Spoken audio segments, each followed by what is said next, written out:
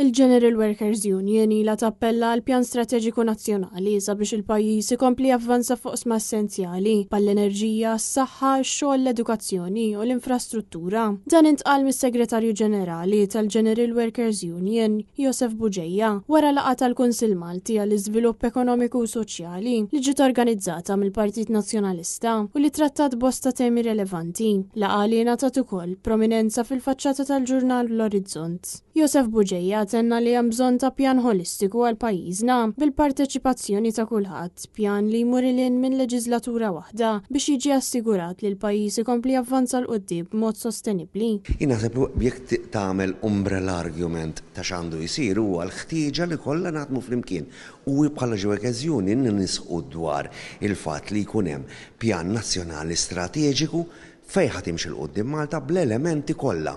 Jifri l-edukazzjoni, l-infrastruttura, enerġija, xogħol, is-saħħa, kollha flimkien nafu fejn sejrin da f'kulinkwa organizzazzjoni isir business plan biex dik l-organizzazzjoni fejn isejra.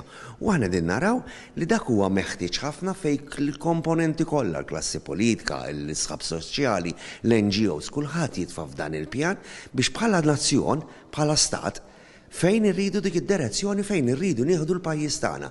Ovvjament issir il-konsultazzjoni ma tkunx ħaġa daqshekk riġida, imma xi ħaġa li flimkien nistgħu nimxu l qudiem. Preżenti għal din il-laqgħa kien hemm ukoll id-Deputat Segretarju Ġenerali tal-General Workers Union Kevin Camilleri li enfasizza l-importanza ta' politika inklusiva u fit-tul. Il-kap tal-Partit Nazzjonalista Bernard Grech min-naħa tiegħu qal li l-Partit Nazzjonalista jixtieq li l-infrastruttura tgħin fit-tkabbir ekonomiku b'mod sostenibbli u b'valur miżjud. Bernard Grech saħaq li l-politika tal-Partit Nazzjonalista tkun waħda proattiva li tassigura stabilità, poplu b'saħħtu, tkabbir ekonomiku, titjib soċjali u avvanz edukattiv li jisaħħaħ il-ħsieb kritiku u l-ħiliet tal-poplu.